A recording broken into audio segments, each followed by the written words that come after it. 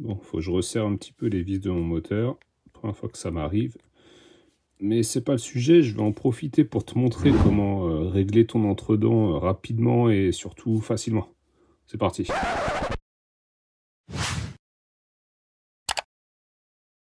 Pour sortir ton bloc, c'est assez facile. En dessous, tu as 5 vis, donc, qui correspondent à celle-là.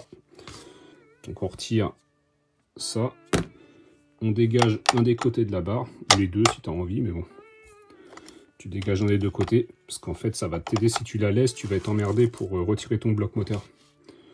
Donc quand on est à ce stade-là, première chose à faire, ça va être de remettre le support. Toutes les vis ont été dégraissées. On prépare la loctite. J'installe ça et on continue. Et donc on arrive à la phase du pignon. Ça c'est du pignon techno. C'est ce que je mets quasi systématiquement. Parce qu'au moins tu n'y reviens pas, ça se desserre pas, etc. Il n'a pas de bord plat. Contrairement à notre axe moteur. Mais c'est pas du tout un souci. Et le gros avantage surtout des pignons techno, c'est la vis qui va venir mise au point. Cette vis là, et c'est du 2,5, à l'inverse du 2 qu'on va trouver habituellement. Ça te permet de serrer bien fermement et puis que ton pignon bouge plus. Donc voilà, la vis est en place, bien serrée. Et du coup ensuite on va s'assurer, enfin ça je l'ai déjà fait, mais pour vérifier que ta couronne et ton pignon sont bien alignés.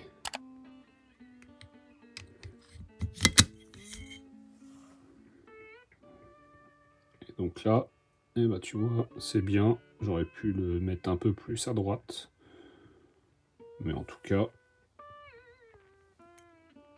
la surface de contact, elle sera complète. Donc ça, c'est bon. Donc maintenant, l'entredent. Donc, moi, comment je fais l'entredent? Je prends le module complet. Tu as ton diff central, plus ce bloc-là, là.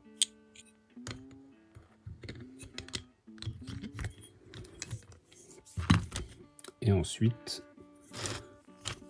je vais installer les vis du dessus. Donc tu commences par le côté gauche, là, plastique dans plastique. Ça là-dessus, t'es verrouillé. Et ensuite, tu viens le mettre en place. Tu fous les deux autres vis, loctite, parce que là, t'es dans du métal. Et ensuite, ton bloc complet ne bouge plus et tu pourras toujours le déplacer. Alors, c'est important de mettre les vis parce que bah, tu vois que tu as un tout petit peu de jeu là. Les vis vont vraiment te donner l'emplacement final. Donc, une fois que tu as remis tes vis, tu les serres quasiment à fond. Mais tu laisses un jeu, en gros, pour pouvoir permettre toujours de coulisser. Et puis d'ailleurs, en parlant de vis, ne pas hésiter dès que tu peux à virer celle d'origine parce que c'est vraiment de la daube. Donc voilà, celle-là, j'ai été obligé de l'entailler pour la sortir. Ça, c'est un classique. Et donc, pas hésiter à les remplacer par autre chose, avec une grosse tête et du 2,5 voire du 3. Donc voilà, tu as ton ensemble bloc moteur là. Nickel. Les 4 vis là, hop, elles sont verrouillées au maximum. On n'y touche plus. Les deux là, c'est celles qui vont nous permettre de régler notre entredent. Et du coup, qu'on verrouillera tout à la fin. J'ai déjà mis de la loctite au bout. Et donc l'idée, c'est pour ça que c'est pratique de le faire avec tout le bloc. Tu pourrais le faire avec cette partie-là toujours sur le châssis et lui venir le mettre après. Mais vraiment, je trouve que la meilleure solution, le plus simple et le plus sûr, c'est comme ça. Tu prends tout le bloc d'un coup. Donc là, j'ai mon petit clic-clic. Donc je pense que pour certains, ça pourrait être suffisant. Moi, je vais le décaler un tout petit peu.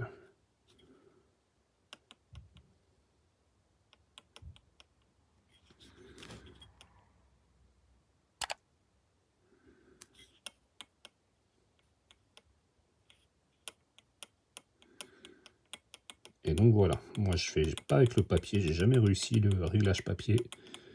L'indication pour moi c'est le son.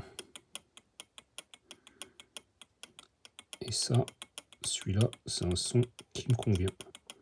Donc ce que je fais, je vais serrer à fond mes deux vis. je vérifie, et si c'est bon, c'est terminé. Voilà, donc là c'est serré fermement. Tu vas pas comme un bourrin, mais tu verrouilles bien. Et ensuite, tu vérifies que tu as toujours l'écart que tu voulais. L'écart, donc pour certains, ce sera peut-être trop. Moi, elles sont quasiment toutes réglées comme ça. Enfin, elles sont toutes réglées comme ça. Et aucun souci, sachant qu'en plus, là, la couronne est pas neuve du tout.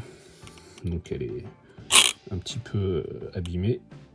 Et le pignon, bah, lui, il est en très bon état. Il a déjà bien servi, mais ça tient super bien. Et donc ensuite, bah, tu fais tourner ta couronne et tu vérifies que tu as bien ton petit tic-tic partout.